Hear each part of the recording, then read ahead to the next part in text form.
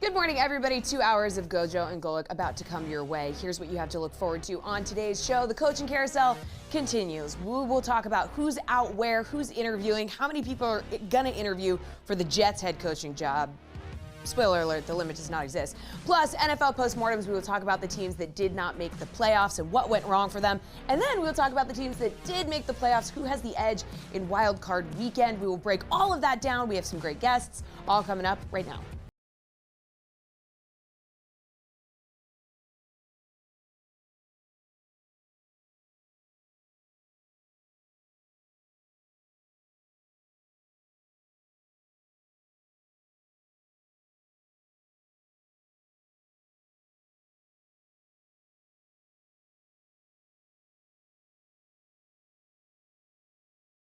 Mike Golic Jr., Mike Golic Sr., Jesse Cofield here with you this morning. We got a great show. As always, download, subscribe, rate, and review us. Leave us a 5-star rating, and check us out here live Monday through Friday from 8 to 10 a.m. Eastern on the DraftKings Network, our YouTube channel, Samsung TV Plus, all those fun places so you could see my grainy picture because the internet gods have thwarted me here in 2025. Fun one coming up here. Jason Fitz going to join us now on Tuesdays in the new year. Speaking of new year, new us, Jason Fitz going to be here on Tuesdays. Charlotte Wilder, who is usually here for a Wilder Wednesday on a Tuesday, is now actually going to go back to Wilder Wednesdays. And so little programming note going forward there. Plenty of great stuff to get together with Jason with. We can look ahead a little bit at what we have coming up Thursday and Friday this week in the college football playoff as well. Start to get you ready for that. But Dad, Jesse mentioned it. The NFL coaching carousel, I think, and you correct me if I'm wrong on this, the biggest news with the NFL coaching carousel is how little spinning it's done relative to expectations so far through the first 24 hours. Black Monday is that day where we usually see these decisions handed down. We know there's usually an average of 7 new jobs. And as we sit here right now, we still have the same 5 head coaching vacancies that we had yesterday, the 3 that were available all season long in the Jets, Saints, and Bears, and then add the Jags and the Patriots to that mix. But even in those situations, Dad, you've had teams move on from head coaches, but not their corresponding GMs, and other teams choosing to stand pat. So for you, who has been through this cycle far more than I have, how uncharacteristic is this to see this many NFL teams almost say whoa and decide to at least exercise some caution before firing their coaches? Yeah, I mean, you're right. There were 3 during the season, so there's really just been the 2 more, and I think there possibly may only be 1 on the horizon, and we may not even think that may happen, and that may be the Las Vegas Raiders and Antonio Pierce. But as Antonio Pierce said, he has not heard anything. And with all the, you would think that a team would move quickly. You would know by the end of the year, at the latest, right at the end of the year, if you wanted to get rid of your head coach. I don't know what the thinking process would be after, because you have to set up all these interviews. The Jets have, as Jesse said, it's an infinity amount of interviews that they're setting up. So you don't want to be behind the 8 ball in that. So I have a feeling all the head coaching firings are done. Maybe the owners, I don't want to say, just because you have a lot of money doesn't mean you're smart, that maybe they are heeding Roger Goodell saying, guys, whoa, you're paying multiple coaches to sit around and do nothing, while you hire and try and look for a new coach. I mean, it should be spitting in their head that changing every 2 years is not good for a program when you have to change the head coach on down, change the player, the personnel, the philosophy, the X's and O's. I mean, it just gets to be a revolving door. So I don't know what it is. I don't know if they're actually tired of spending their money. We know owners like to make money and will do anything in the NFL to make money, and they're very successful at making money, very successful at making money. And maybe they all are tired of giving money away to players or to coaches who aren't coaching their team anymore. So I don't know. But we saw coordinators certainly getting fired. But I'm with you as far as the GMs kind of hanging on while some coaches are being fired, because normally that's kind of a set group. And especially Trent Baalke in Jacksonville, he's on the last year of his contract. as well. I mean, so he hasn't been given an extension, is on the last year of his contract, and is still the GM looking for a new head coach. It doesn't seem like the right mix. And the reaction that we saw yesterday from around the league, Dad, seems to indicate what I think is true about Jacksonville, which is Trent Baalke is probably keeping that from being one of the most, if not the most attractive jobs available because of Trevor Lawrence. Like, people looking at that situation saying, oh, I'll be saddled with Trent Baalke, who's now helped pick not one, but two failed head coaches, as well as a number of high-profile draft picks, highlighted by Travon Walker, who, listen, has aged better after that initial number one pick, but still hasn't been his counterpart, Aiden Hutchinson, who they chose him over in that draft in terms of production or impact on his team. In addition to a host of other picks that, Dad, haven't necessarily had that roster in the best place. And it was clear, listening to Shad Khan talk about this, he believes that this was a coaching issue. He said, we were too predictable on both sides of the ball. In the NFL nowadays, you need to be dynamic. You need to be throwing different things at people. And going into the season, he believed himself that this was the best roster they had ever put together in his time in Jacksonville. But I think looking at it from the outside looking in, Dad, most everyone can see that's not true. And again, that points back to one man who, right, wrong, or indifferent, even if I'm not saying he's responsible for all of the Jags sins, now you look at that situation and go, that is prohibitive to you finding the best candidates and attracting them to your job right now in a way that just does not make sense to me, the level of loyalty that you're seeing there from Shad Khan to Trent Baalke. And so, Dad, I do look at that and go, that could be the difference. Like when we're talking about Ben Johnson, who's been very selective, who's viewed as the belle of the ball of this one, and certainly from an offensive standpoint, if you're looking to maximize your quarterback, seems to be the guy everyone wants to get their hands on here. If you're Trent Baalke, why are you signing up for that in Jacksonville? In Chicago now, it's no different with Ryan Poles still there as the GM, and so both of those become a complicated study. But even beyond Ben Johnson, Dad, it seems like the Jags are willingly limiting the effectiveness of their candidate search at head coach by doing this. Yeah. I mean, you could say that in Jacksonville. You could say that in New England as well, because when Bill Belichick ran the show, he ran the show. He did the job of multiple people, and now he's gone, so they're having multiple people do the job. And the cupboard is basically bare on talent. They've got their quarterback, but they certainly didn't have many more slots to fill. Jacksonville, I mean, you talk about Trent Baalke from 21 to 24. He had 38 draft picks. 9 are full-time starters.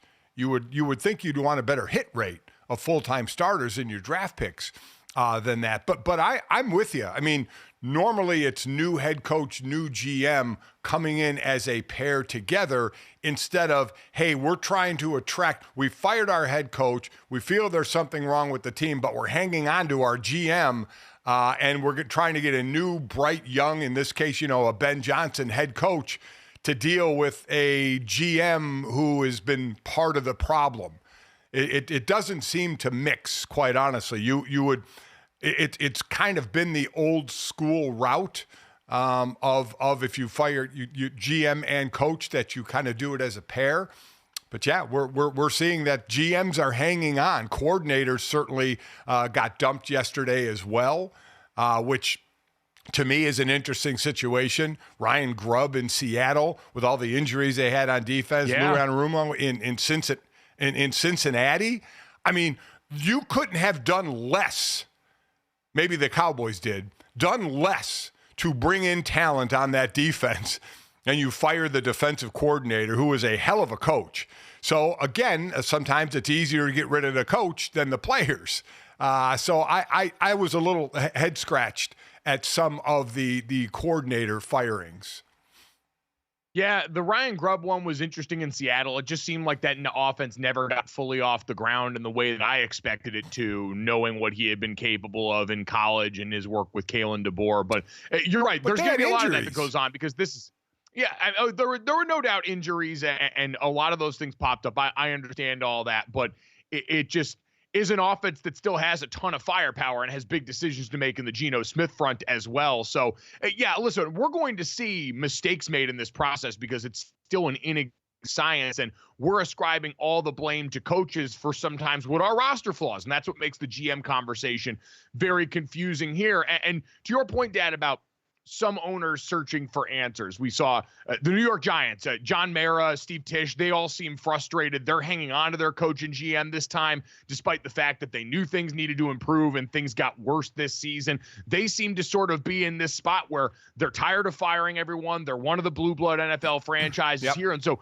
they're searching for answers there. But no one, to your and Jesse's point, we saw the graphic earlier, searching for answers more than the New York Jets, who've got a list of coaching interviews lined up about as long as that Browns quarterback jersey, and now has apparently led them back to a place they've already been here, where Rex Ryan is now dominating New York Jets head coaching hiring cycle news here. And we get sound like this from yesterday, where Rex Ryan is going back on New York radio, beating his own chest about his candidacy and the way he deserves this job here in New York. Take a listen. You think you're going to get this job, right? You think you're going to be the next head coach of the Jets? Oh, 100%. Absolutely, I do. And the reason I think I'm going to get it is because I'm the best guy. And it ain't close. The thing that you have to do, you have to connect with a football team. You have to connect with your fan base. And the way they play, that's the most important thing. Not just the X's and O's and all that. Look, this Ben Johnson, I love him. I absolutely love him. But I'm a better candidate for this job than he would be. It should be noted, Ben Johnson not interviewing for the Jets job. No. That was made abundantly clear the other day by Diana Rossini, who I believe reported that once again, Ben Johnson is going to be very selective about where he interviews with. And he knew, Dad, not to run screaming into that burning house that is the New York Jets. So maybe Rex is the most capable of this just because he already knows how poorly this thing operates and that they're not going to get their ideal candidate for this job, because you'd have to be crazy to walk into this and view this, if you were a top flight candidate, as a place that you actually wanted to be. Yeah. As far as Rex, it doesn't surprise me the way he sounded there. I mean, it's a very boastful family, right? I played for Buddy, who, thought it was boasted about everything. I mean, that's just their personalities. And Buddy was a phenomenal defensive coach, without question. Rex, in his years in Baltimore as a defensive coordinator, did a great job. That when with the Jets, he was there from 2009 to 14, and 9 and 10. He took them to the AFC Championship game where they lost those games. Ended up 46-50 with the Jets. 2 years with the Bills, 15 and 16. Got fired with a game left in 16. It doesn't shock me the bravado with which he talks, because that's the family. So that well, some people may have been, oh man, I wasn't surprised at all. If you hire him, you get what you get. I mean, it's a burning building without question. And I think you're only going to get a retread coach, or you're going to get a first-time head coach who doesn't have other choices. Ben Johnson, and again, we keep talking about Ben Johnson. Let me be clear. We have no idea how Ben Johnson will be as a head coach. We're always asked every year, grade the new coaches, the first-time head coaches. And I always say, I'm not going to grade them because I don't know. We have no idea when they go from the coordinator, whether it's offensive or defensive coordinator, into the top seat of how they're going to do. We have no clue what Ben Johnson will do as a head coach. But kind of like the potential of a player, the potential that Ben Johnson shows is too good for teams to pass up, and I understand that. And the Jets aren't going to get, and I mean, I'm sure Ben Johnson in a quiet moment is like, you go ahead, Rex, have the job. Yeah, that's please. Just another team I'll beat when I'm a head coach of another team. The Jets are just a burning house. I mean, that just are throwing buckets of water on it instead of using a fire hose. So, like I said, they're only going to get a first-time head coach who doesn't have other options, or a retread who doesn't have other options. Yeah, when I saw that Rex Ryan and Ron Rivera were interviewing for the Jets head coaching job, I was like, okay, that's about right. Like that's about what you'd expect there. You saw Josh McCown's name on the list, who obviously was a candidate that got a lot more conversation in a couple of hiring cycles ago, but that's about what it's going to be. The Ben Johnson portion of it, Dad, is interesting as you talk about him because this is a guy who we've heard about, hey, the interviews might not be great. Personality-wise, he's someone that has hung on to the nest a lot longer than expected there, and you wonder, is that belief in Dan Campbell and the culture there? Is it a worry about going out on his own and having to be the guy that leads the organization as opposed to just the guy who calls the awesome plays on offense, and how much that job description changes coming up here? So that's going to be, I think, one of the real interesting things to keep an eye on, because he is so consensus the name in this hiring cycle. And if you're a team, forget the Jets for a moment, because again, while you've got Rex coming in talking about he's going to end Aaron Rodgers' country club run through the Jets if he comes in there and stuff like that. Like,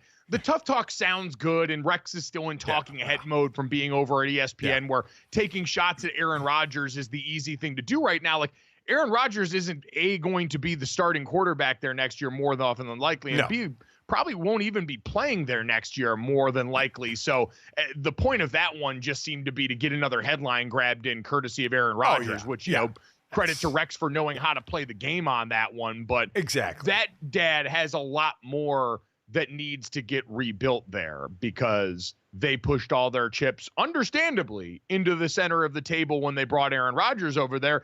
And the bet failed for a team like the Chicago Bears, for a team like the Jacksonville Jaguars, for a team like the New England Patriots. It's a lot different math associated with what these head coaches are going to be asked to do. And if you're Ben Johnson specifically, and we look at you and say, hey, you are going to a team like the Chicago Bears, hey, you are going to a team like the Jacksonville Jaguars, you're there to revitalize the quarterback. And so at the very least, Dad, I do think while the rest of the leadership portion of the job is important, and we underrate it every hiring cycle here, if you are Ben Johnson, you're going there because they want you to be the play caller that helps revive the most important position that they've either sunk draft capital or money into in those two franchises. Listen, every team that's looking for a head coach is in a different position. Some are burnt to the ground. Others have a decent foundation. So you look at the Patriots, and when I say decent foundation, I mean quarterback. So the Patriots and the Bears have a quarterback, something that you can work with. You kind of have a foundation to build around, where the Saints, you have no idea where they're going. Jacksonville obviously has a quarterback. So you and the Jets have no clue what they're going to do at quarterback. So it's every team is in a different scenario and a different situation on how they need to rebuild and what they need to rebuild. I mean, listen, Detroit could be in the situation Philadelphia was in a couple of years ago when they lost both their coordinators, Shane Steichen and Jonathan Gannon, to head coaching jobs. They could lose them both, Ben Johnson and Aaron Glenn. And I think Ben Johnson hung around Detroit to seeing that they had a chance to win a Super Bowl and try and get that and try and finish the job there. But you could lose both those coaches and be like Philly a couple of years ago. That's the team that's in danger of losing the foundation from a coaching staff perspective. They'll have Dan Campbell, which obviously is the key, but you could lose both coordinators. Oh, there's no doubt. I mean, the Detroit Lions and the sense of urgency around this upcoming postseason run for them is high. We've talked about the cliff that the San Francisco 49ers were looking at because they've got to pay Brock Purdy, because some of their core roster was older and beat up this season. But right behind them is the Detroit Lions for the exact reason that you mentioned here. We have watched the masterclass that Aaron Glenn has put on defensively as they have lost player after player, and the product is still not diminished. And then offensively, we know Ben Johnson and that continuity between him and quarterback has made all the difference. So with that in mind,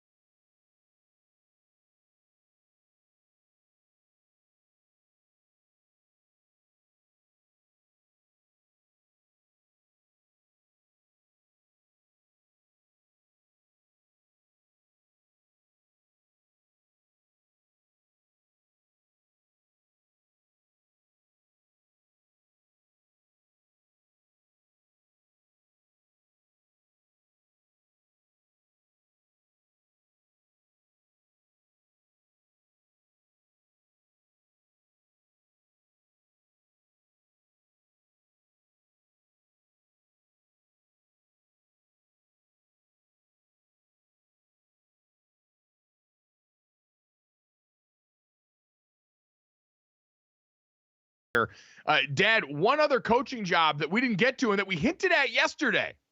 Shame on us for missing a chance to jam the Cowboys down everyone's throats yet again here. But we know Mike McCarthy working on that expiring contract in Dallas. That thing expires tomorrow. The Dallas Cowboys then carry an exclusive negotiating window through next Wednesday on the 14th, where they can still negotiate with Mike McCarthy.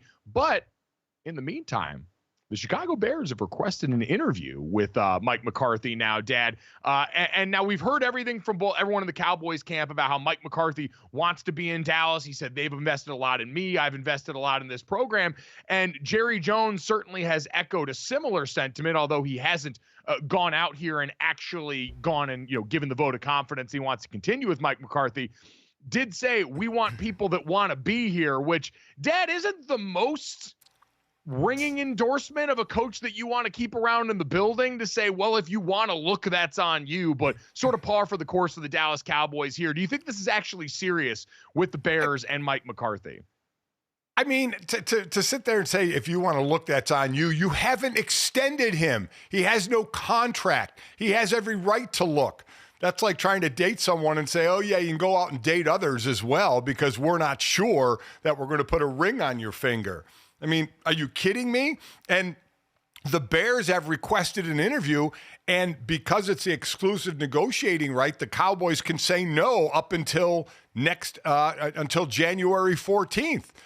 Now, again, it's a week, and I don't know if there'll be a hiring within a week, but it would slow down Mike McCarthy's process to interview with other teams since he can't do it until the exclusive negotiating rights are over, or if the Cowboys give him permission to do these other interviews. I happen to think he'll be back, but just like a lot of Jerry Jones things, I scratch my head at his process. I just really scratch my head at the process of how he just makes everything harder than it has to be. Yeah, that would certainly end up being the same case in this situation here. And, Dad, it's one of those rare instances where I don't think anyone's going to feel good about this. Like, if you ask Chicago Bears fans in an honest moment who have convinced themselves that they're either getting Ben Johnson or Mike Vrabel, while Mike McCarthy is a Super Bowl winning head coach and probably better than his reputation gets him credit for at this point, it's not what excites a fan base necessarily. The NFC North knows all about Mike McCarthy, too, from his years in Green Bay. So Bears fans have plenty of familiarity, and I don't think would be all that excited. And quite honestly, Dad, from a play calling standpoint, if he was the guy that was going to be at the helm for Caleb Williams, not necessarily what I would draw up in terms of who I would want Caleb Williams developing with, just given the nature of the system. We know the way Mike McCarthy plays football and calls football. Aaron Rodgers, Dak Prescott, offenses that are a high degree of difficulty that put a ton on the quarterback and receivers in terms of, hey, you've got to go and get open. You've got to manufacture this space. You've got to make these things happen because structurally we're not going to do it. I think at this point in his career, Caleb Williams is going to need a little bit of a different kind of help than that in the interim. And so I think that makes this complicated for Chicago Bears fans who are also seeing this and saying, yes, on the surface, we understand what the resume sounds like, but we know this guy, and we don't feel all that great about this. So, again, simplest solution, probably the best one here for Mike McCarthy. So we will keep you guys updated, again, as the show goes along to see, do we get any spillover coaching news that goes into today? Because yesterday, much slower on the draw than we expected it to be there. So as we get set, Jesse, to turn our page to the NFL postseason here and reset some things, we do have to bestow the highest honor, the highest civilian honor that this show can bestow on anyone here. We've been handing out an award for large excellence all season long, courtesy of our friends at Campbell's Chunky here. And so it's time to crown the one true champion for us before we head into a postseason that will crown the champion for the rest of the NFL. Yeah, so we're going to hand out the Offensive Lineman of the Week presented by Campbell's, like you said, Campbell's Chunky Soup that eats like a meal. And it's kind of actually like at this point we're handing out line of the year because I think we're giving it to a team that, or to an O-line that didn't even play this week, the Eagles, right? Okay, so they rested their starters, well-deserved after Philly was second in the league in rushing, helped Saquon Barkley to over 2,000 yards. So fellas, Eagles O-line, cream of the crop here. What do we have to say about them? Yeah, we have to say congratulations, Dad, because like we talked about last week, when you're an offensive lineman, you don't have a lot of stats associated with your name. You know, Zach Martin was famous for having the more Pro Bowls than holding calls stat, and he got to be one of the cool ones because that's what happens when you're a future Hall of Famer. Lane Johnson going to be wearing a gold jacket at some point. Jordan Mailata, Landon Dickerson, these are studs up front for the Eagles. But you don't get a lot of stats. What your stats are tend to be your quarterback stats and your running back stats. And what this offensive line gets to stay for the rest of time is that they blocked for one of the 9 2,000-yard rushing seasons in NFL history. They paved the way for what was an historic run for Saquon Barkley here, and they did it in dominant fashion for the majority of the season. You saw the shirt Saquon Barkley was wearing on the sideline this weekend that had SA2K say, and then on the back said, "How about them boys up front?" So he's got plenty of love for this group, as do we, Dad. Congratulations to these dudes, some of the true maulers in the NFL.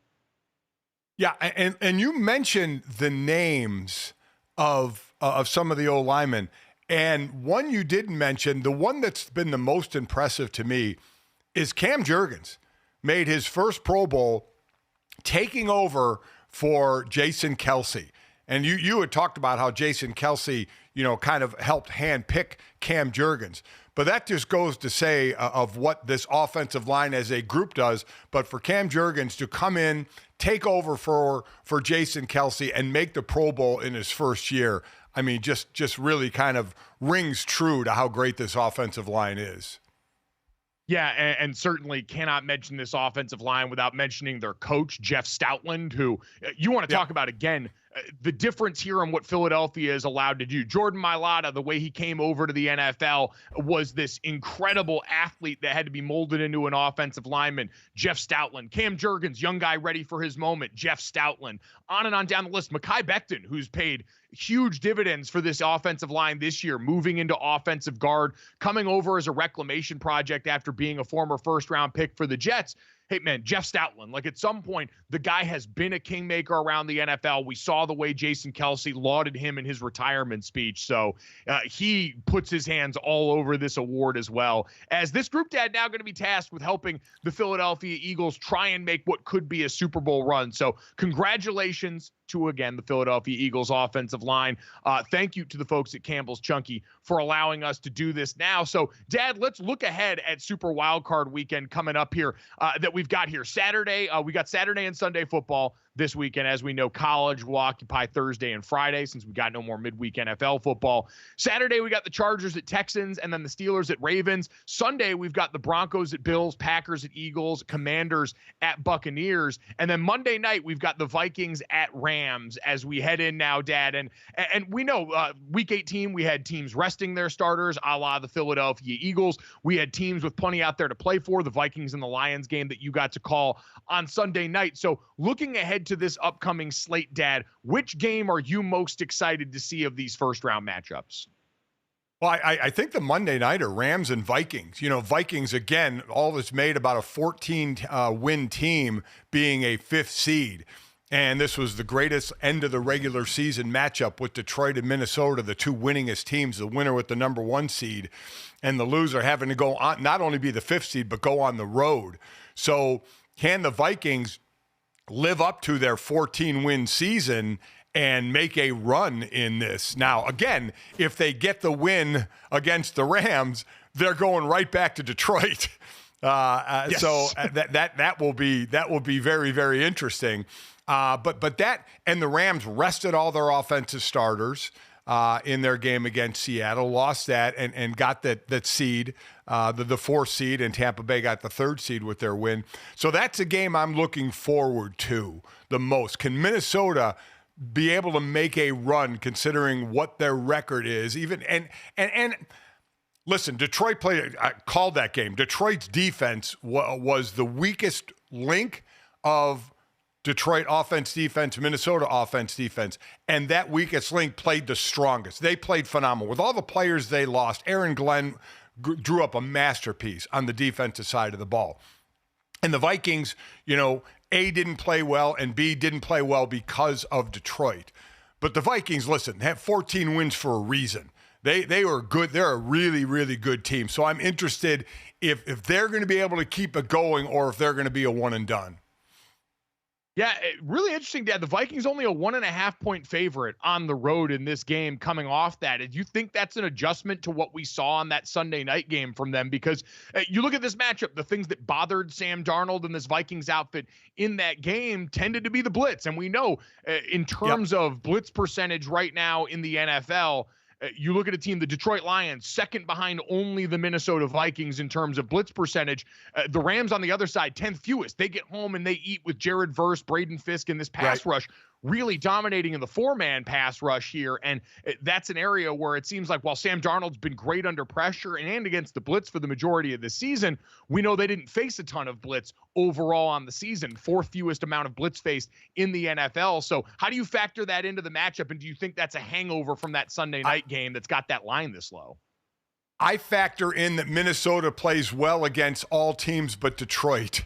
Now, they played well against Detroit in the first game of the season. Sure. It took a Jake Bates field goal with 15 seconds to go to win at 31-29. But you mentioned Sam Darnold throwing well against the blitz against every other team but Detroit. You know, so there seems to be a matchup issue going on there. And even without the blitz, Sam was off in that game. He had overthrows in that game. He had underthrows in that game. He was off in that game. And now I'm not going to say, oh, he reverted back to the old Sam Darnold, because he had a monster year. And again, it's against all other teams but Detroit. So I think they're going to do well against the Rams. I think the offense is unbelievably explosive, and the defense can get home as well with their blitz. Now, blitzing Matthew Stafford, and the weapons that he has, we'll be interested to see how they answer the bell. Yeah, I think this one is all, can the Rams strike that same version of lightning? They really haven't been able to since the Buffalo Bills game, where the offense looked like the one we've expected all year. And then after that went back to being one that was markedly more inconsistent. They rested guys this last week, Dad. There were a number of other teams that did. The Broncos at Bills, fascinating. You don't have a team that rolls in with more confidence than the Broncos after beating up on the Chiefs backups in that game. But we know the Bills have been a machine all year long. And then, Dad, the Chargers at Texans. Chargers are 3-point favorites on the road in that game. The Texans this year have underwhelmed entirely, and the Chargers, as long as Ladd McConkey's on the field as an option for Justin Herbert, seem like a group that's much more trustworthy this postseason.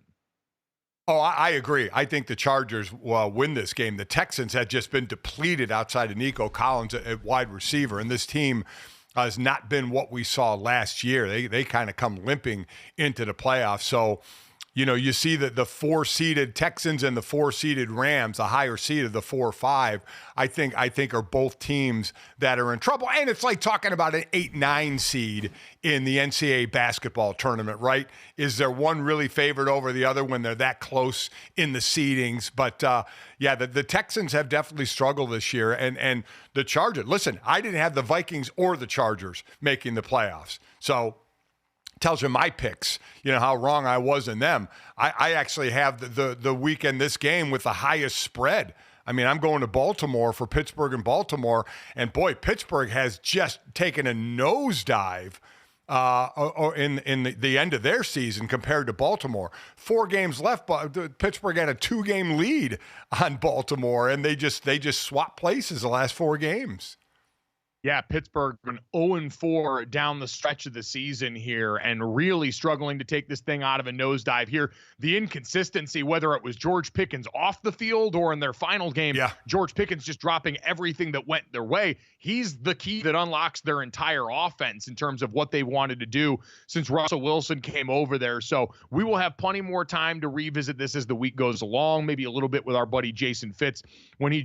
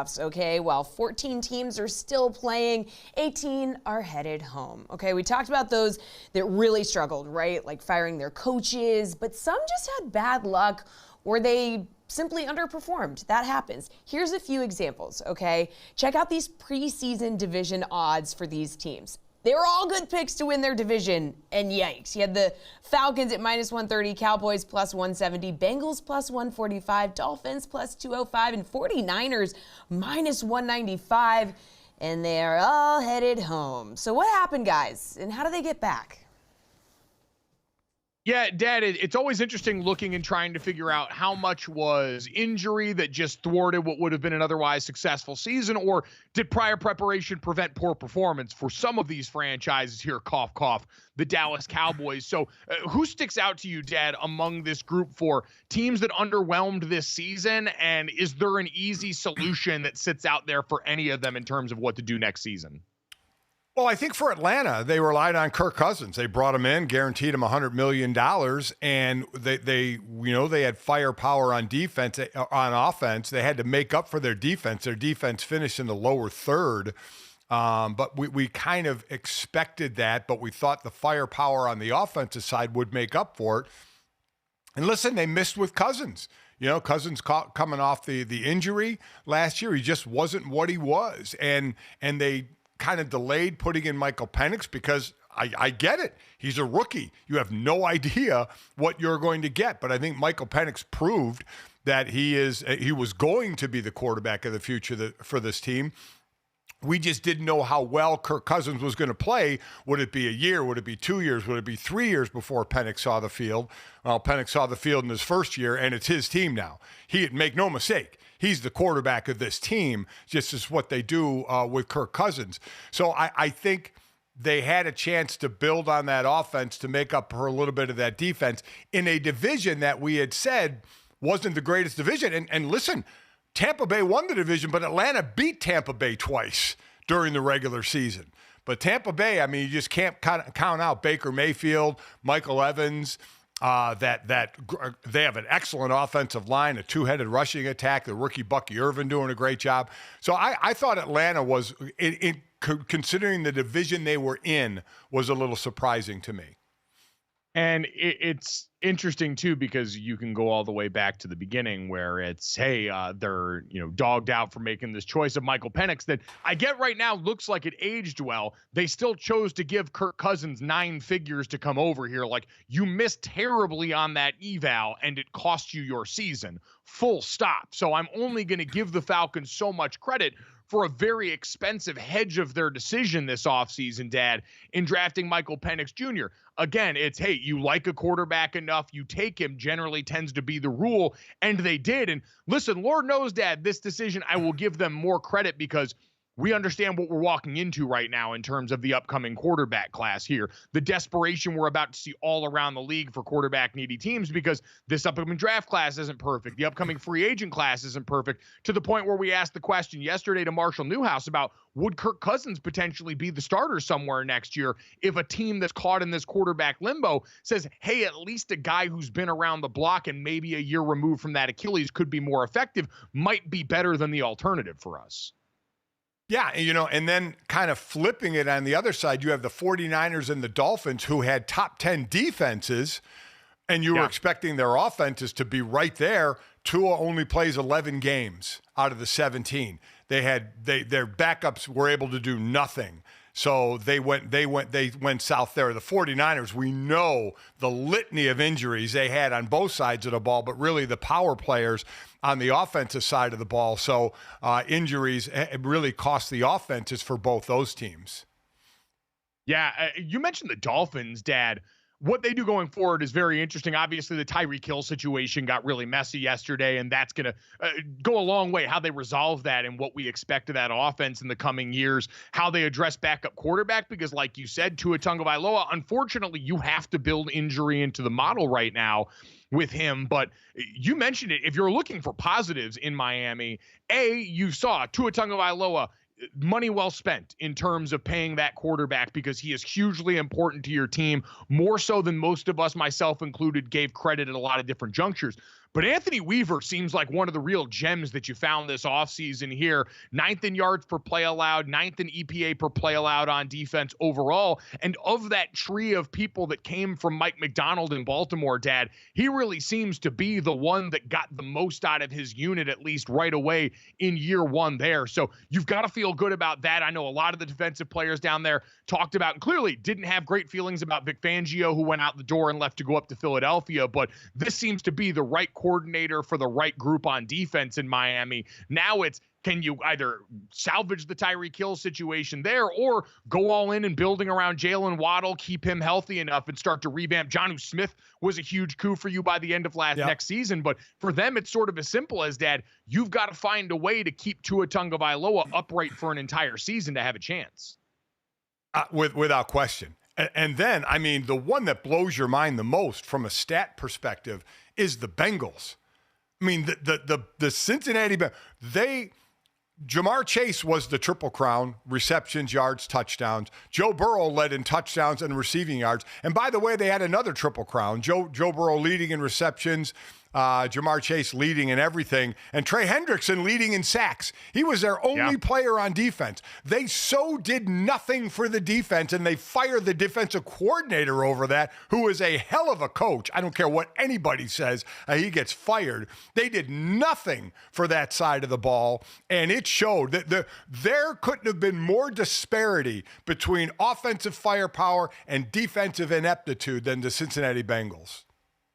Certainly not. At the same time, man, what you see from a guy like Aaron Glenn right now in the midst of a run where he's got so few of the starters he came into this season with, and their defense seems to still be holding up their end of the bargain. For Lou Anarumo to have gotten almost nothing out of that Bengals defense. Now, I will say, did play a bit better down the stretch here. Some of that, like you mentioned, Trey Hendrickson and certain individuals playing well there. But I would agree, this team, and we talked to Mina Kimes about this over on the holiday special, arguably the most disappointing team in the NFL because you squandered what was MVP caliber football from your quarterback. And now we know your offseason, the wide receiver room, going to change there. Certainly the 49ers, we've sort of beaten into the ground, Dad, over the course of the year. They're going to pay Brock Purdy. You've gotten a couple of hits, right? Ricky Pearsall coming back after the gunshot injury at the beginning of the season looked like he was really coming into his own down the stretch. Juwan Jennings, when he was on the field, looked like a really good value for the contract you resigned him to there. And as Deebo Samuel and some of these older weapons that have been highly paid started to maybe fade or come into question, you're going to have to take a hard look at some of the guys that have been key cogs on your roster there and figure out what their future looks like, because this is going to be a situation where, hey, you just got to draft, develop, and sign differently once you have to pay the quarterback. That, listen, and Brock Purdy has gone out here and at every turn earned the money that he's about to get. Yeah, and then obviously the Cowboys we've talked ad nauseum about. I mean, you could say Dak Prescott got hurt, but Dak Prescott was 3-5 as a starter. It's not like he was lighting it up. They only had one weapon to throw to in CeeDee Lamb. Their O-line was aging, and you see Zach Martin ends up missing a number of games at the end of the year, and their defense can't stop the run. So same problems. Same problems there. So those were teams that had expectations that we came into the season thinking were going to be, teams that made the postseason. The Bengals were an easy one that everyone said, oh, missed the postseason a year ago. Joe Burrow's back. Just add water and they're going to be a team, and anything but ends up being the case. Jesse, let's talk about the other teams that we had really no explanation for and kind of have wound up in football limbo at this point. Yeah, the bar was on the floor for most of these teams, and some of them probably exceeded expectations. Okay, Cardinals, Seahawks went over their win totals from the preseason. So which of these teams do you think can take the next step with like a good draft or a new coach? You got Cardinals, Seahawks, Colts, Saints, Raiders. What do we think? Yeah, Dad, so this is interesting. Like, the Colts were a team that were everyone's darling in the summer. Remember, people were giving Anthony Richardson dark horse MVP conversation, and the Colts were supposed to be one of those teams that could maybe crash the postseason party. And once again, Anthony Richardson, in terms of availability, consistent enough to help develop his raw skill set, ends up being the failing for this team. And so I don't really know what to do with the Colts, Dad, because we talk about patience. We mentioned Bryce Young as an example of a quarterback who, hey, if you give him some time, he was able to find the best of himself down the stretch of the season.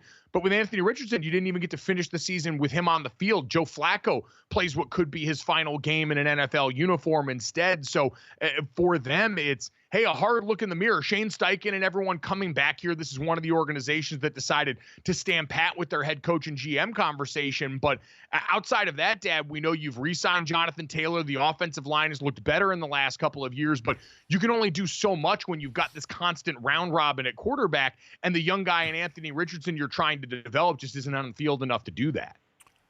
So the teams Jesse mentioned, Cardinals, Seahawks, Colts, Saints, Raiders. I mean, the first thing you do is you have to look at the quarterback situation, right? Seahawks, are they going to bring Geno Smith back? Colts, Anthony Richardson, still a question mark by play and by injury. Saints, big question mark. Raiders, big question mark. Cardinals, Kyler Murray's the quarterback. You have Marvin Harrison Jr. They struggled through most of the season getting on the same page, but you still see kind of what can be. McBride, the tight end, is one of the most underrated tight ends in the league. Their defense now still lower third, just 9 interceptions. They're still Budda Baker's a star. Obviously, he's a hell of a player. So I look at the start of the quarterback position, and Kyler Murray, I'm just not sure which way it's going to go with him. He has all the talent in the world, but there's some inconsistencies there. But still, they have their quarterback. The rest of the teams, again, I don't know what they're going to do with Geno Smith. The rest of them all have question marks at quarterback.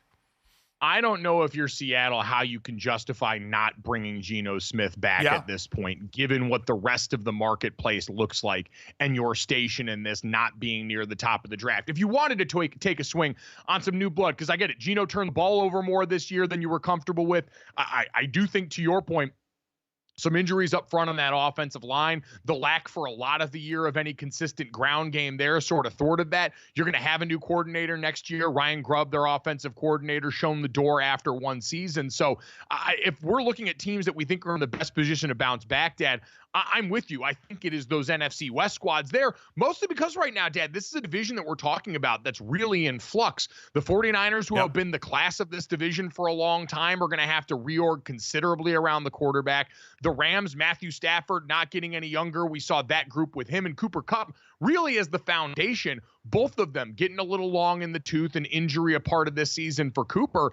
That's the team that's got the most potential going forward, Dad, the Rams, to make this good soon. I mean, they're a playoff team right now. That's not, that's sort of stating the obvious, but I think the Cardinals and the Seahawks are both pretty close in terms of continuing to be competitive and having a chance in this division. I just think if you're Seattle, you got to bring Geno back on some other manageable 3-year deal. And if you want to bring someone in underneath him as a succession plan, then so be it. But he needs to be your starter right now.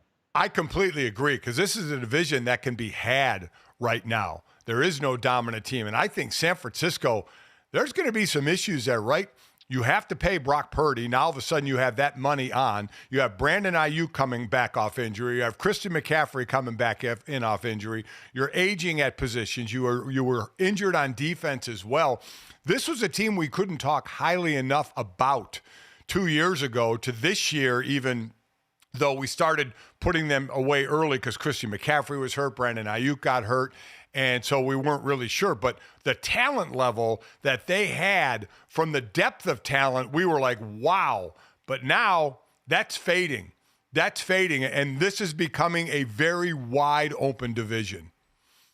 Yes, completely agree. So you mentioned it, Trey McBride, the Arizona Cardinals here, 11th in the NFL in receiving yards this season, trailed only Brock Bowers and his prolific rookie campaign among that in tight ends. By the way, Brock Bowers and Ladd McConkey, 9th and 10th in receiving yards in the NFL this year. If you're wondering why the Georgia passing attack this year struggled a little bit, it's because they just graduated 2 of the top 10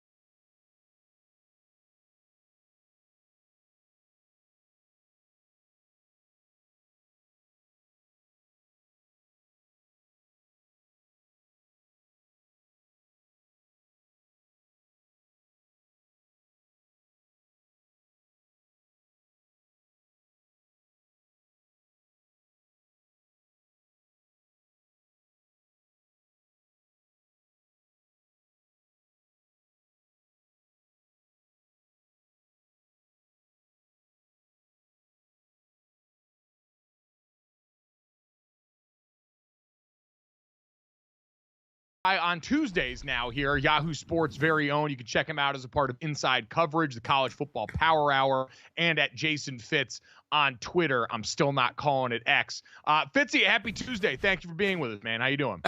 I feel like we moved it to Tuesday because you want more joy earlier in the week. Like, I'm a beacon of light in a dark, dark world, and you just wanted more of that infectious energy on a Tuesday. Like, Tuesday's a forgotten day. Like, I'm here to bring the Tuesday energy. Let's go. Let's get funky. Let's get weird.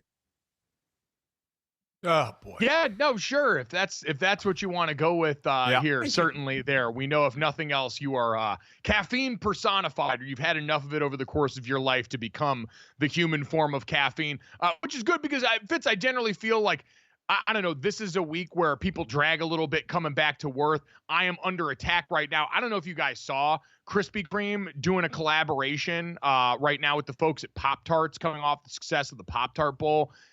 They're officially trying to kill me.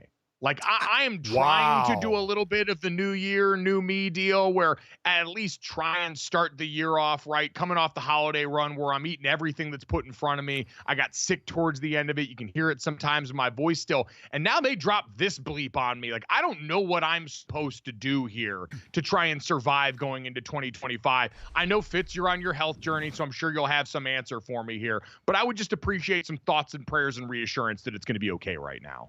Look, you were an athlete at the highest level somehow before I knew you. You were an athlete at the highest possible level, and you don't get there by a half-assed commitment to something. You get there by committing to putting in the work. You know this better than anybody. And abs are made in the kitchen. You know that better than anybody, Mike. You control your own destiny. All you got to do is put your name on today. Can you go out and put your name on today? And if you avoid the Krispy Kreme Pop-Tart collab at the end of the day, you'll be like, you know what? I'm proud of myself. I fought through it. Also, not for nothing, hot donuts are trash. Krispy Kremes are overrated, and Pop-Tarts, I don't really, I haven't had them enough to really know why this is. Like, look, Dunkin's clearly better than Krispy. It's not even close. Like, avoid Krispy, unless you guys have Krispy Kreme sponsorship, in which case I love it. Krispy Kremes just aren't, they're not worth it. In fact, the whole battle that we had, that I had years ago when you know, we were on a college football show together and Clemson fans came at me, was because at the end of one of the shows, we showed Krispy Kreme for Wake Forest celebrating with after a Clemson, when we saw them celebrating with Krispy Kremes. My take was, they're trash. They're trash. People hated me for it. I'm just saying, Krispy Kreme's an overrated product. I don't even know what to say. I would like to formally request that we don't have Jason on the show anymore. That's all I can say. I would like to formally put out there that the views and opinions of Jason Fitz do not reflect that of GoJo and Golic and Krispy Kreme. If you ever were thinking about putting some money into this thing, we're hot and ready for you, baby. Let me tell you that much there. A donut that is built for speed and for comfort always has a place in my heart here. Because honestly, Fitz, when you said dedicate yourself to it, I thought you were going to talk about just dedicating myself to fully being the snack guy the way that I had started to in 2024, where this is just what people come to expect of you. And so you've got to lean into the bit here, eat clean the rest of the time, and then punish yourself with donuts that I'm sure taste delicious. Again, the combination of Pop-Tart and Krispy Kreme, Dad, to me seems like a match made in heaven. I just need a little breather right now. That's all I was asking for. So, I mean, Jason, are you to the point where you don't see, because this is what gets me, is when it goes so far that you don't even touch things that you used to like anymore, you know, to drive yourself mentally nuts by not tasting it. I'm not saying that Mike and I are going to shovel a dozen Krispy Kreme donuts, though we've done it in the past and probably will do it again, but everything in moderation, even sweets, right? Okay. Yes. And no, I let myself go a little bit during the holidays, and I love donuts. Cake donuts are better than anything. Cake donuts, and by the way, Duncan, hit me up. Let's do something. I mean, you give me a good solid cake donut, I'm in on this. But you know, my Raiders fan, my dad and I used to split a dozen Dunkin' Donuts every Sunday and watch the game. And then when I was on the road, I ate the dozen by myself. I could still house a dozen donuts if you let me today. Do I do it right now? No, I'm on a mission. Like I will after the Super Bowl. Like, look, we got this. We're all going to see each other in New Orleans. I want to make sure that I look as good as possible. So I delayed the cut until after Christmas. But yeah, now, oh yeah, we're measuring and macro and every day until we get to February, whatever that is, 10th, 11th, whatever that date is. You're going to look at me, you're going to be like, golly, you look good. And then maybe we'll eat a donut together in New Orleans. Not a beignet, though. Those are also overrated. Oh, stop it. I can't Stop stand it about you. the beignets. Fitz, aren't good. They aren't good. Fitz, what are the Raiders going to do at head coach here? Are you going to keep in? I can't listen to you keep slandering the things that I love here, so I'm going to make you talk about the thing that you love that hurts you every year here. Are the Raiders going to bring back Antonio Pierce as the head coach? I'm not surprised nothing happened yesterday. I will say this because we all know people that have worked with and been around Tom Brady. And when you think about that process, Tom Brady doesn't do anything on a whim. Everything's calculated, right? Mark Davis has made it very clear that Tom Brady is going to have his ear. And in fact, behind the scenes for several years, there was a former Raider named Marcel Reese that had sort of that role. He had Mark Davis's ear. He's no longer with the organization. So I think what happens after the end of the season is you get a little bit of time here where there's going to be a debrief between Davis and Brady, and then they'll figure out. I think that the important thing here is they're going to want to know the why. Like Tom is the type to go to Antonio Pierce and say, why was clock management not better? Why was some of the game management issues? Why did they rear their ugly head? And what are we going to do in the future? Can you judge Antonio Pierce with the quarterbacks he had this year? Probably not. But I am not 100% sure. As much as fans want to hear that he's gone, I'm not 100% sure you can say that because, frankly, this is a team that last year passed on Jim Harbaugh, right? So now you've got the opportunity to sit down and say, okay, we're going to get into this market. I don't know that unless you are sure there is someone out there, cough Vrabel, that you thought Brady was going to want to bring in, cough Vrabel. I don't think that happens. But the problem is Vrabel is talking to so many other people right now. By the time the Raiders get to the drawing board, I'm not even sure that's real. So right now I'm sort of 50-50 on whether he comes back. And I don't know that there's an easy answer either way. I think it was really hard to judge a lot of what happened this year. I'm amazed that the decision hasn't been made. I think it's ridiculous. I mean, you have plenty of time before the season ends to have the discussion with Tom Brady. Tom Brady's getting ready for a game every week, okay? He's got time to talk. I mean, you should be ready to go with your decision once quite honestly, before the last game is played. You should be ready with your decision on what you're going to do so you don't fall behind in lining up interviews and your head coaching search. So obviously the longer it goes, the more days it goes, the more time, Jason, I think that he's going to be back. And that's why I think you got to give the Jets some props here. Remembering that once Vrabel was released from his contract as a consultant with the Browns, he could interview with anybody. The Jets rolled out the red carpet right away. We talk about that all the time at free agency. You know, it's midnight, whose phone used to ring, you know, that sort of thing. Which coach showed up at whose door? Well, the Jets did that with Vrabel, and they understood they had an opportunity. It's rare that we see someone still in the regular season interviewing for a job, right? The Bears didn't have their ducks in a row to do it that quickly. So I'm with you, Senior. I think that you have to be definitive in what you do. And one thing that I think has been kind of surprising because we're used to so many surprise firings. This year, we've had some surprise non-firings, I think, if you look across the board, but it almost feels like everybody's hesitant because this year's crop of coaches maybe doesn't have quite as many names that everybody seems to be fawning over other than obviously the Lions coordinators. So we'll see where it goes for both of them, but I'm with you, Senior. Like I expected a definitive he's going, he's staying right away. The fact that it hasn't happened, I mean, I think that just speaks to a drawn-out process. Or maybe the Raiders don't feel like they have to say anything if he's staying, but that's fairly obtuse by Mark Davis as well.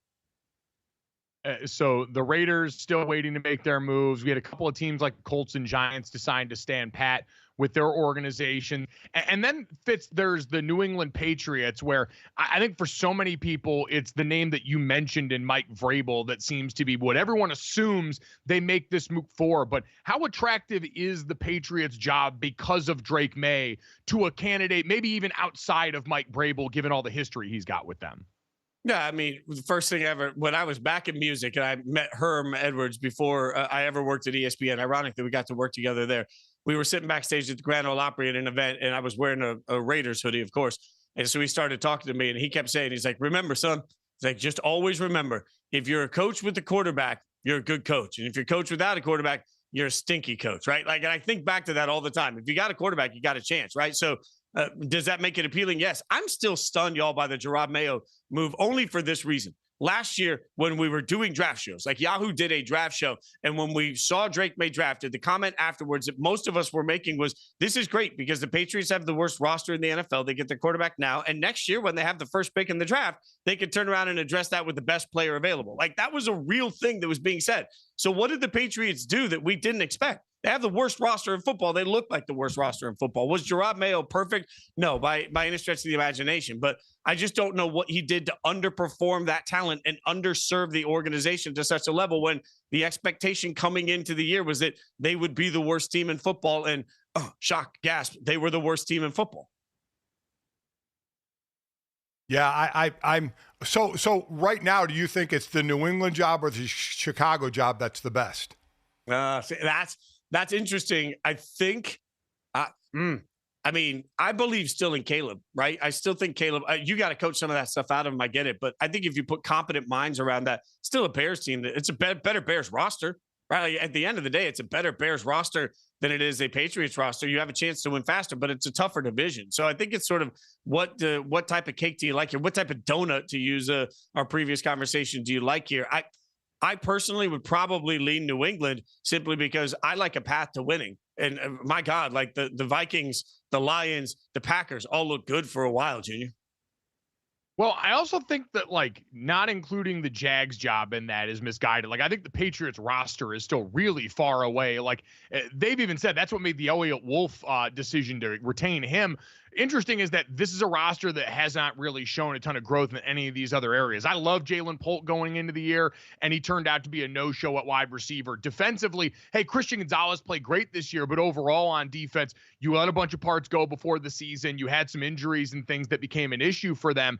But in general, that roster feels further away than some of these other ones, Jason. And to your point, if you want an easier division to go through, my brother in Christ, welcome to the AFC South. We've been expecting you. So I actually think that conversation is a lot more Bears or Jacksonville in terms of what would be the path for, especially a coach with an offensive mind. We talked about Ben Johnson earlier, Fitz, among those two. How do you factor Jacksonville into this? Yeah, so it's interesting you mentioned that because on Inside Coverage on Yahoo this week, Troy Epstein said, Mike Vrabel would in her talks would actually value the Jags job much higher than anybody else would think. And part of the logic behind that was, A, he already knows the division. B, he has a quarterback. C, you run with some level of autonomy, right? Like, there are certain franchises that you're going to get a little bit more grace, a little bit more time. I'm sorry. The same results from a Jags coach in a bigger market like Chicago is going to get you absolutely just trash day in and day out when you try and go, get your coffee in the morning, right? So you can be a little bit invisible. You can be with the franchise that has some really talented pieces. Honestly, you're working with an owner that's as hands off as it can possibly get, to the level of maybe he just doesn't even care. You're in a division that looks super winnable, and you have a quarterback that was supposed to be transcendent. Like, I agree with you. The Jags job is being slept on. Just because they haven't been successful doesn't mean that there aren't appealing elements to an NFL coach there, especially if you want the opposite of Jerry Jones. If you want an owner that's just going to sit back and hang out, then the Jags look like a good spot for it, Junior. Yeah, the Trevor Lawrence of it all becomes interesting because, like, we can have the conversation about the rookies and Drake May and what he showed that in worse circumstances that Caleb Williams had looked better in a lot of ways than what Caleb Williams did. But Caleb's got all those weapons around there. He's still an incredible talented, things like that. And he's got the benefit of time on his side. He's 1 year into his NFL career now. He'll be resetting with head coach and coordinator, which is tough. And he's already had a couple of different coordinators in his ear. The Trevor Lawrence thing becomes really interesting of how much we're allowed to expect Trevor Lawrence to improve at this point with a new coach coming in yet again, given all the coaches he's had in his ear at this point, and given how the product has still looked relatively similar. There are flashes of great play in there from a guy that I like and that, we've enjoyed when we've been around personally. I remember the guy that we saw at Clemson that I'm with you was supposed to be one of these generational quarterback talents and might just be a very good quarterback and one that, hey, was good enough where you've got to pay that money, but may never elevate the franchise in a way that a Joe Burrow or a Lamar Jackson or a Josh Allen or some of these other guys do. And that makes it a little more complicated and puts more of the onus, again, going back to the decision to retain Trent Baalke, around what you do with the rest of the roster that right now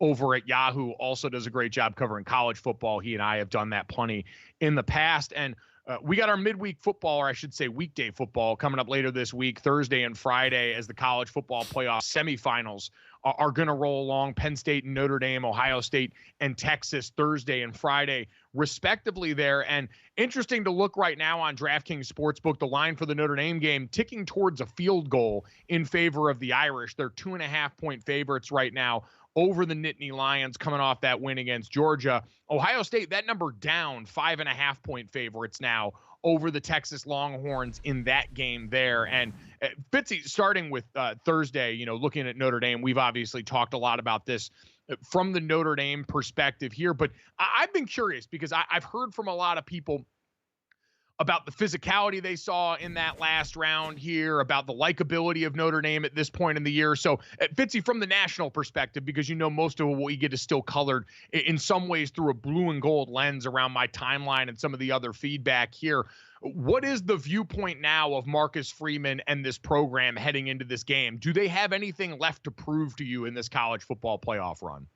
No. And look, I'm going to apply that universally. I think this conversation of I'm not going to give insert coach here any credit until they win the next one is dead for me in this college football playoff. We've seen all of the coaches that we've sat here and tried to make questions about. We've seen them all perform. So let's include at this point Franklin in this conversation, Ryan Day in this conversation, right? Like, I don't really care who you played.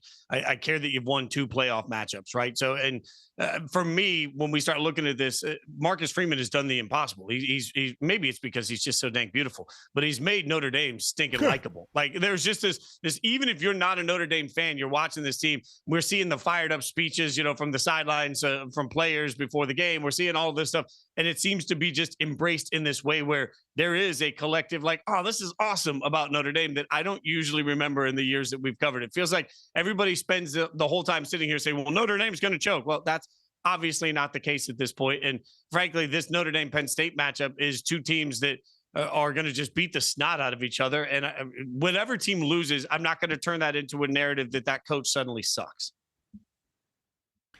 As far as Marcus Freeman has said that they're not bringing in a transfer quarterback next year. They went Sam Hartman to Riley Leonard, and they're going to grow from within. Now, you look at the 4 teams left. I think Drew Aller's the only player that has with the original team, right? I think Ohio State, Will Howard came from Kansas State, and Quinn Ewers came from Ohio State to Texas. Do you buy into that? With so many transfers coming in and playing just for a year or so, do you think that's a smart move by Notre Dame to go with a C.J. Carr or a young quarterback that they brought along?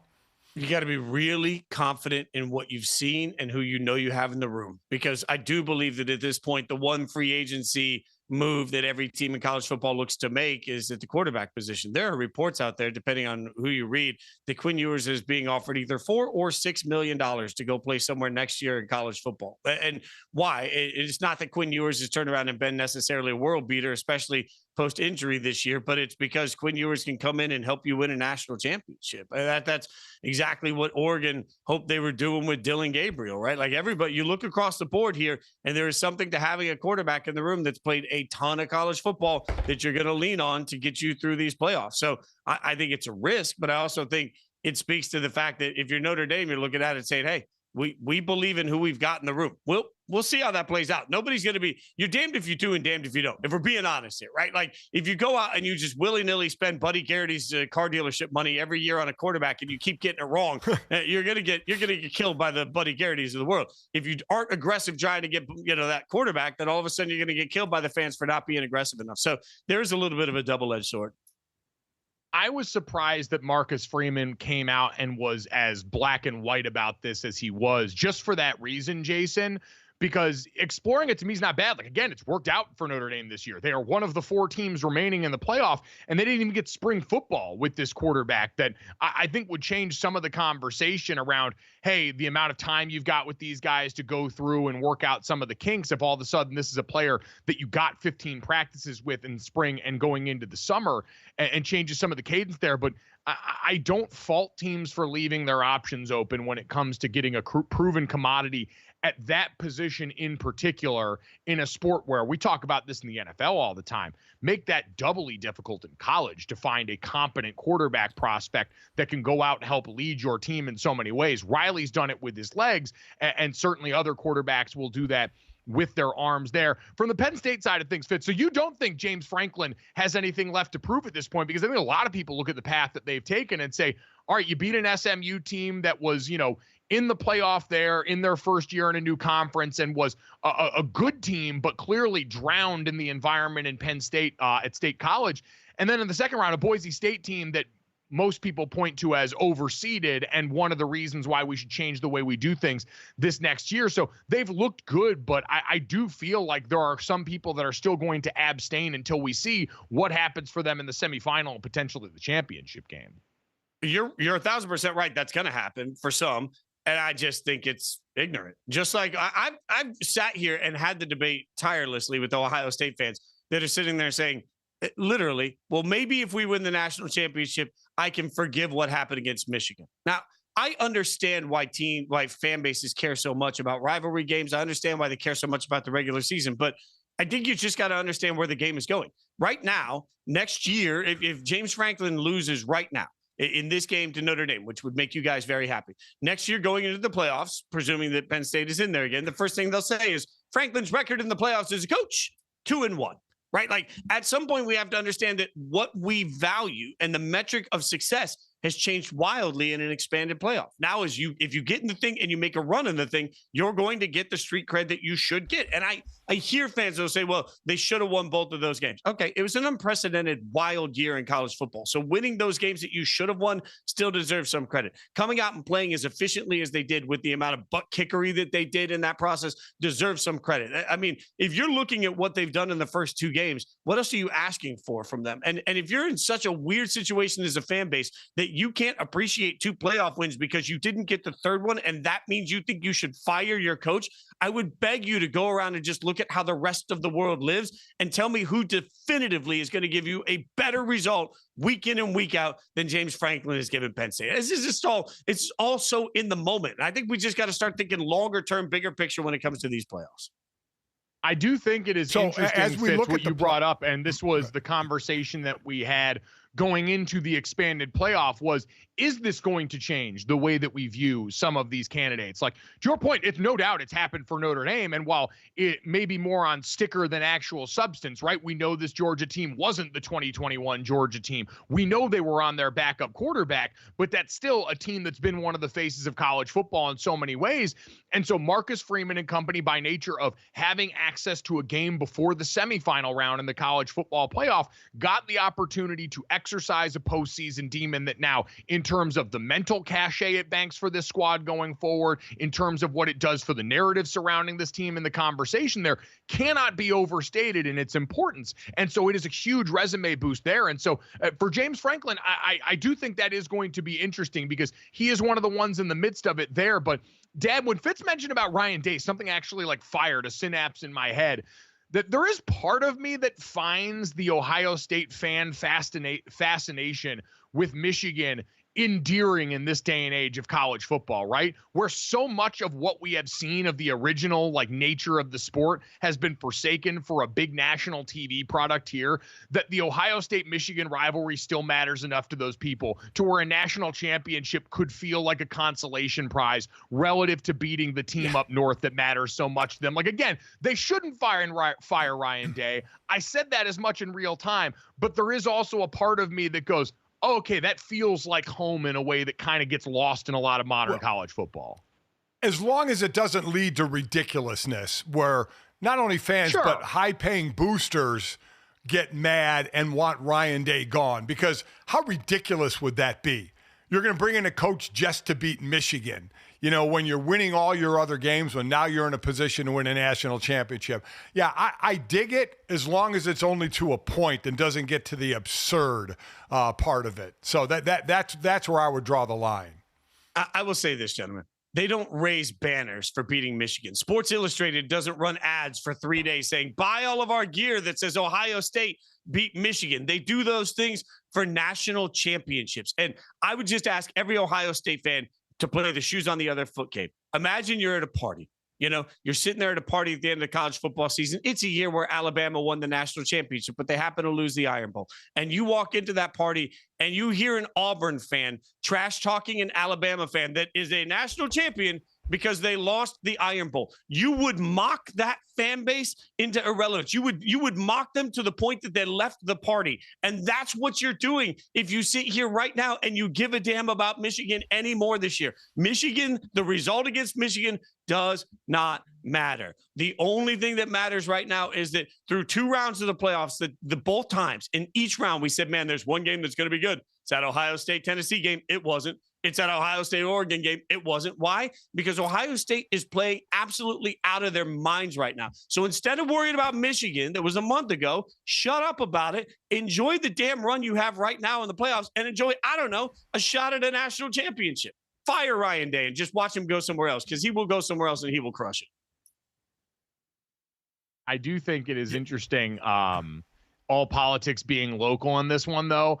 Michigan having the national championship from last year does change a little bit of how that smack talk gets legislated right now, because they can hold up the current national championship ring that they had and then say, oh, by the way, the worst team of ours from the last 5 years just beat you guys in the year where you went out and beat everybody else. So I do think there is something to that, though.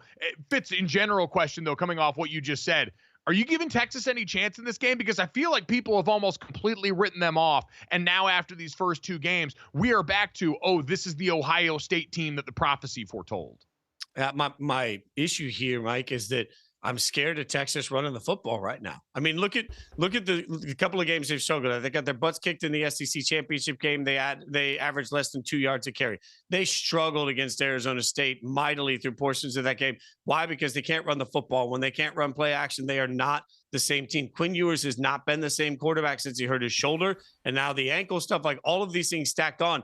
I mean, Texas has the weapons. There's no doubt about it. They have everything you could possibly want. And as we've said repeatedly, that defense for Texas, bunch of grown men, right? They play lights out. But man, in this game, I gotta trust that Texas is going to be able to run the football consistently throughout the course of the entire game to take some of the pressure off that defense. I don't know if they can. Mike, I go the other way. I think Texas's defense needs to step up. They played well all year. They had the second easiest path to where they are to Penn State in the playoffs. They gave up 24 to Clemson and 31 to Arizona State. And offensively, they scored 38 against Clemson, and they scored 39 against Arizona State, though the offense scored 32. There was a punt return for a touchdown. So they put up over 30 points offensively.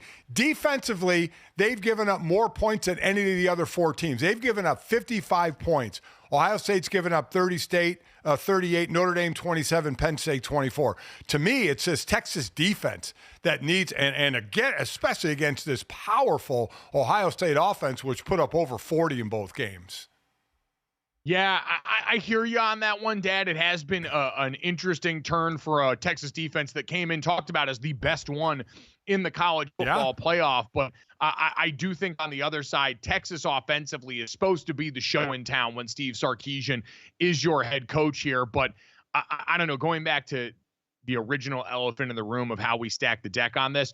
What is it? Force majeure, the contract language that frees both parties from like an act of God clause here. It feels like it's going to take an act of God clause to beat Ohio State if they play at the tempo that they have been playing right now, where the offensive line is solidified, where these receivers finally seem to be going out here and flexing over the rest of whoever's put in front of them, and the defensive line plays like the best one in college football. It's going to be a tough day for anyone to beat them. Texas, Notre Dame, Penn State, whoever's left here right now, all playing for second if Ohio State, again, continues to play this way. There's a path to victory for everyone that you can concoct right now.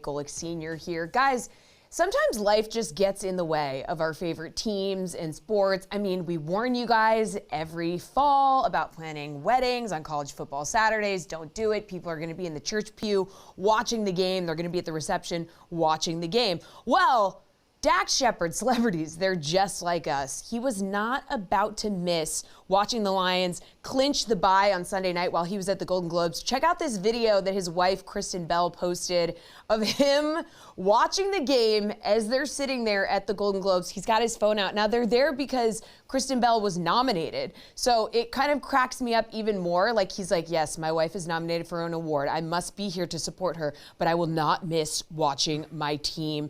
So he's from Detroit. He's obviously a real fan, guys. Totally worth it for him to be doing this, to have the game right there between his knees. Like, it's a must, right? Absolutely. Oh, absolutely. I mean, nothing gets in the way of a big-time sporting event, right? No matter what event is going on, from an award show.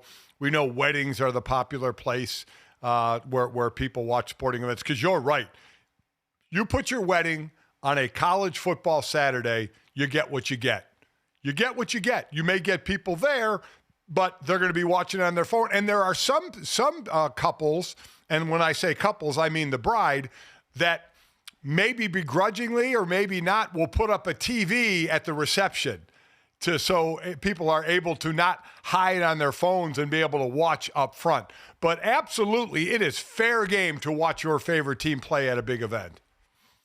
Yeah, I am sort of the ilk. I think at this point, and maybe it's just because we've had it so much, where I think the fall wedding conversation for me is graduating into, is a hot dog a sandwich or is Die Hard a Christmas movie territory, where the answer is I don't care anymore. If you want to have your wedding in the fall, do it. And if people either don't want to go because of this or want to watch the game while they're there, that's fine. This day is not about them anyway. It's about you. And I promise the people at the wedding, from what I've seen, again, I have not been on the side that wears, the official tuxedo or the white dress. They seem pretty busy with a bunch of other things that aren't worrying about. And Jesse, you can correct me if I'm wrong. You are the most recently married of this group here. You're busy enough with everything else going on. I don't think you're going to notice a couple of guys in the pew watching a game on their phone. You're not going to notice. And also, like you said, it's kind of like, it's about you, so do what you want.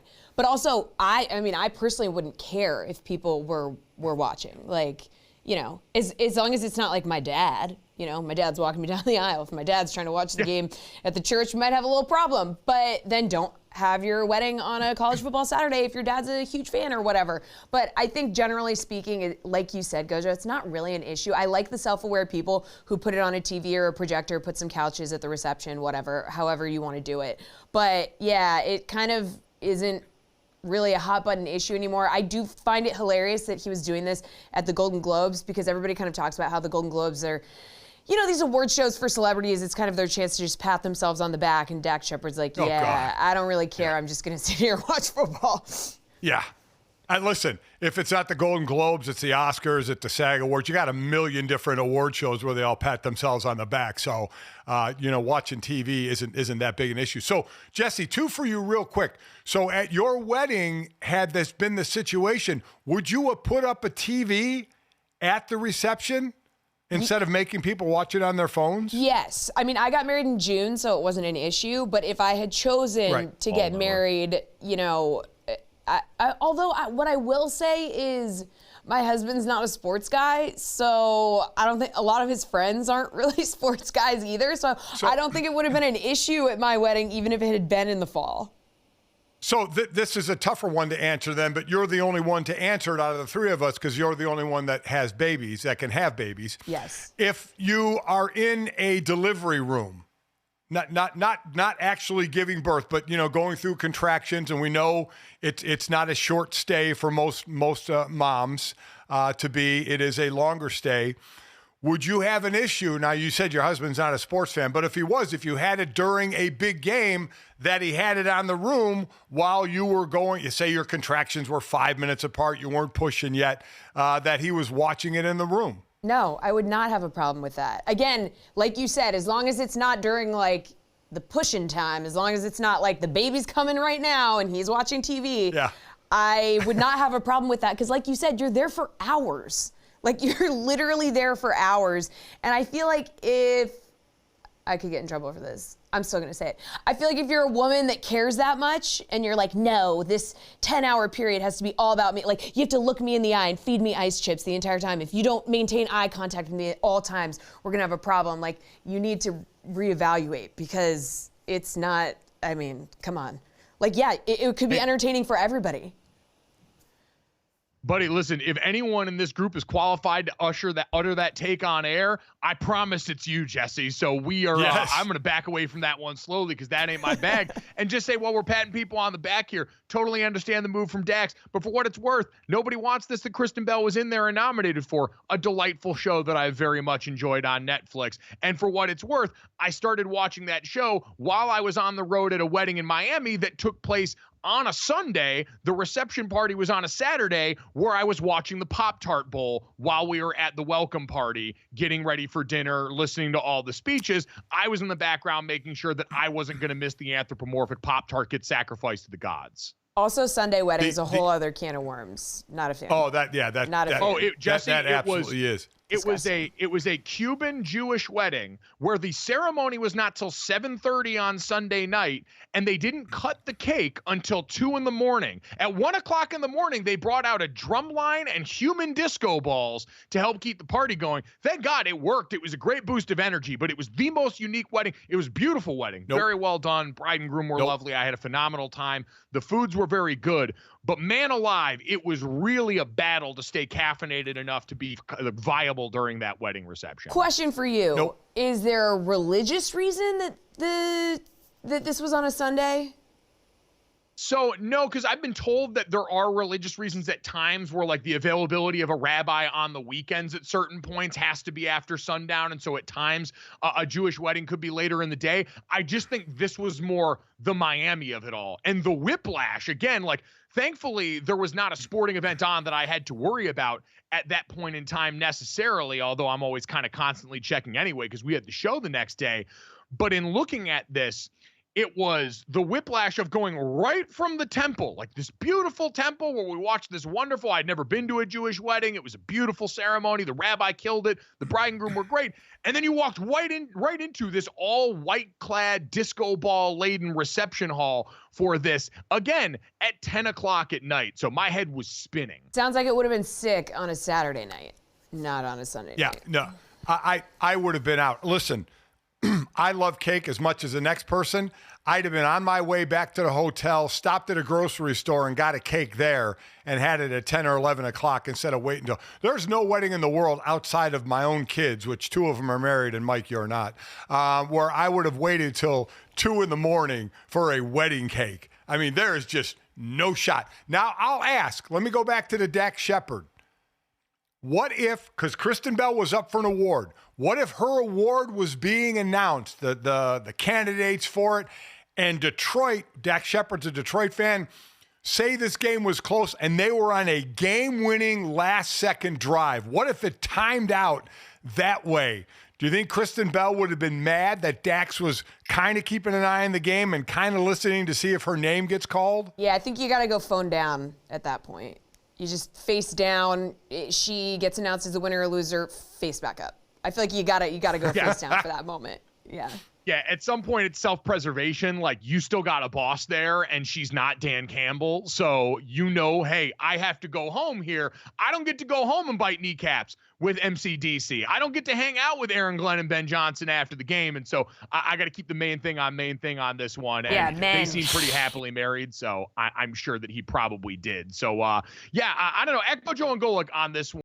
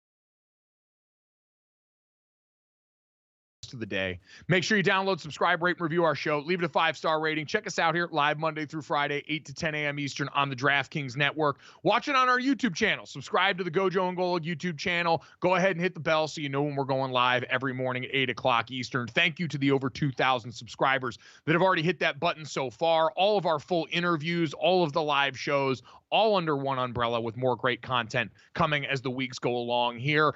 If you miss us live, though, or any of our great guests, and thank you to Yahoo Sports' very own Jason Fitz for stopping by for 2 segments today in hour number 2. You can check that out wherever you get the pod or right here on YouTube as soon as we get done with the show. Guys, let's start off with this. We had, for years, listened to Bill Belichick when pressed on the various nature of social media in the modern age, talk about Snapface or Instaface or whatever made-up fairy tale name he gave for a bunch of stuff he didn't participate in. Well, now a college head coaching job and a 25-year-old girlfriend later, Bill Belichick has joined the folks on Twitter and authored his first tweet out here, "Beat Duke." Of course, spelled D-O-O-K. My first words as a boy are my first words on X. Go Heels. He got the hashtags in there. So, Dad, as someone who is Bill Belichick's junior, but certainly his peer in terms of older people on Twitter, how do you feel like he did first rattle out of the box here? Oh, I think he did well. Short and sweet, right? Don't try and get too cute. Nice and simple. And again, the reference, first words he spoke as a boy, for those that don't remember, his father coached at North Carolina, I think from 55 to 57. So Bill was a kid there in North Carolina. And that's why I said it was his first word spoken. Short and sweet. I don't know if his girlfriend helped him with this, Jesse, possibly, but it was short, sweet, to the point, hit send, be done, or post, whatever you hit.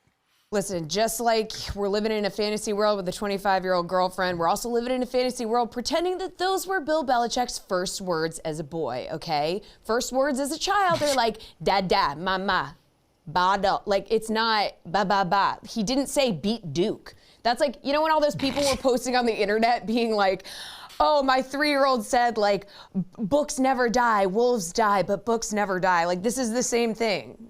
Those weren't your first words. You didn't say that.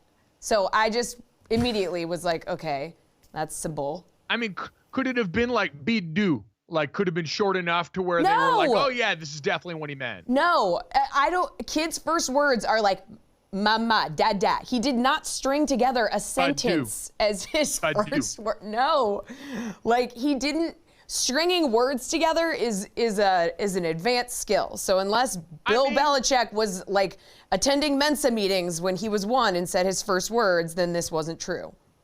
Listen, Jesse, most babies don't go on to win 7 Super Bowls and become arguably the greatest coach in modern NFL history, doing so as both the coach and the GM for a long time, authoring the Patriot Way, all this stuff. So maybe Bill was just a better baby than most babies are. Yeah, I don't believe this for a second. That's just all I'll say. Probably not. Yeah. No. So Jesse, just from a factual standpoint, most babies, I think, say dada before mama. What did your kids say first? Yeah, they all say dada, but it's not because they're saying dada. It's because it's called babbling. So they're like gaga, baba, dada. Like those are just, they're not saying, that's not their word. Like they're cognizant of like, that's my dada. Like, my kid looks at me and goes, dada, because they just are babbling. Mama is the first word when they know what they're saying, okay? You go ahead and justify it any way you want, but kids say dada first, and they know damn well what they're saying. They have no idea. They know who wipes their butt. Oh, it's yes, mama. they do. Yes, they do. Mama's wiping the butt. Yes, Mama's they do. feeding them. No, it's mama. They don't know. They look and say dada. Apparently Jesse got copium for Christmas this holiday season and has been taking it quickly here in 2025. Let's get to that, Jesse, here, and an interesting locker room moment for the victorious Lions. Yeah, so a team gets like a locker room victory song. We see it all the time. They run with it. They ride it to a championship. So do we think that the Lions have that here? They've been playing LiAngelo Ball's rap song, and it's actually a pretty good song. This is just step 1. We're on it bigger and better now. Proud of you guys. Love you all. 1 on 3, 1 to 3. Win. Put that down on. Hey.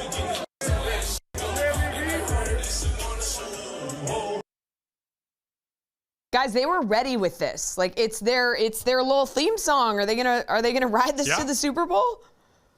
I was amazed, Dad. Put that Jello on. Like, they did not miss a beat. They were ready for this after that moment. And we've seen, listen, music can be something that people ride to some pretty high heights here. The St. Louis Blues had Gloria on the 2019 Cup run. We saw the Mets ride Oh My God all the way through their postseason run this year. So it is possible here. I just didn't think LiAngelo Ball was going to be the one that did this.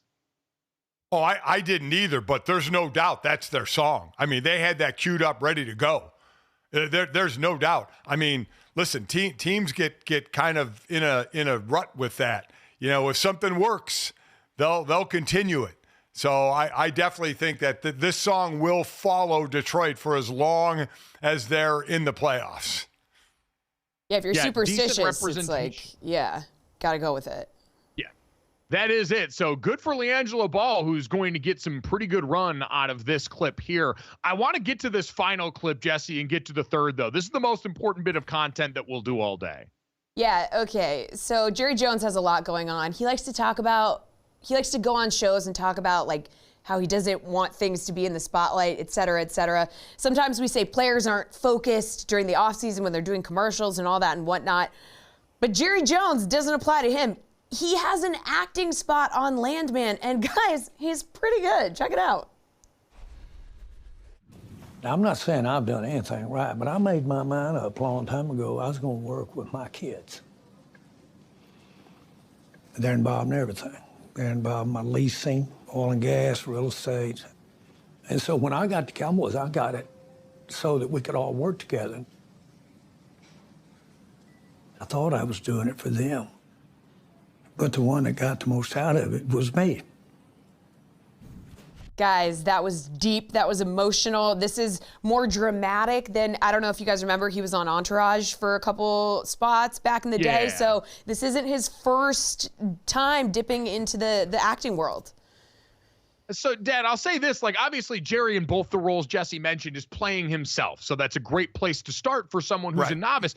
But he's on screen with John Hamm and Billy Bob Thornton, like guys that are very accomplished in this field. And he's choking back tears. This was gripping. I'm telling you, first off, Landman is in the queue for me to watch. Like I said, as your mother will attest to, I've watched about every show there is on any of the streaming services, and Landman is in the queue to watch. I have a few ahead of it, but I'm going to watch it. It looks good. This whole scene, we just played 15 seconds of it. It got to be a kind of a tearjerker scene. And Jerry did a great job. I mean, again, he played himself, was talking about his family. It wasn't like a reach for him, but you still have to do it in front of the camera, in front of people, you don't really know. I thought he did a great job. I mean, I really did. It was a kind of a really moving scene. I was amazed. Like, this made me want to watch Landman. I've seen plenty of the stuff about it. I've seen plenty of the clips. Most of them are usually really sexually explicit. This is the first one that had a little bit of heart to it, where all of a sudden I'm like, maybe I'll give this show a chance, ... because of Jerry Jones. And I don't know much, but I know this.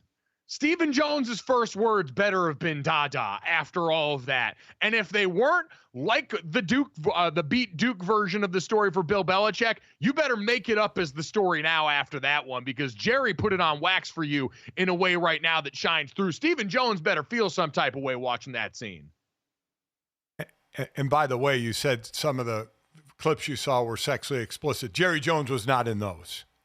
That we know of. Have any of us watched it? No. So let's not do conjecture here, Senior, okay? It's a bad visual. Jesse. It's a bad visual. None of it's good. None of it's good. Speaking of bad visuals, I'll have mine fixed by tomorrow. So download, subscribe, rate, and review the show in the meantime. Leave it a 5-star rating. Thanks so much. We'll talk to you then.